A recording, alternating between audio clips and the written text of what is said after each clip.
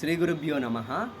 చాలామందికి కాన్ఫిడెన్స్ లేక చిన్న చిన్న పనులు కూడా చేయలేకపోతారు.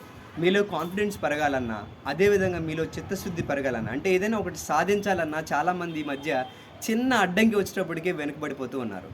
సో, ఇలాంటి అడ్డంకులన్నీ దాటి వజ్ర సంకల్పంతో ముందుకెళ్ళి ఏదైనా సాధించాలన్నా అదే అంతఃకరణ శుద్ధి అనేది ఉండాలి.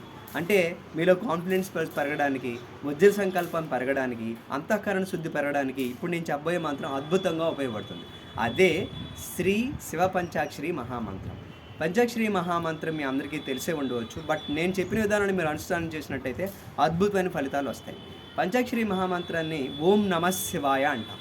దీన్నే పంచాక్షరి మహామంత్రం అంటాం. ఓం నమః శివాయ. ఇది అందరికీ తెలిసిందే. ఇందులో 5 బీజాక్షరాలు ఉంటే నా మా శివాయ. ఇది ఎలా చేయాలంటే మల్టిపుల్స్ ఆఫ్ 5లో చేయాలి.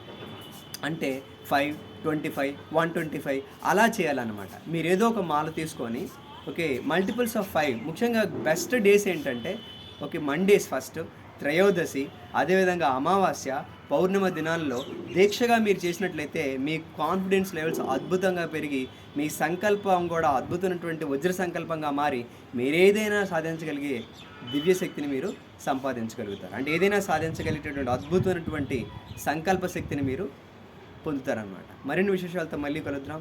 సెలవు. Thank you.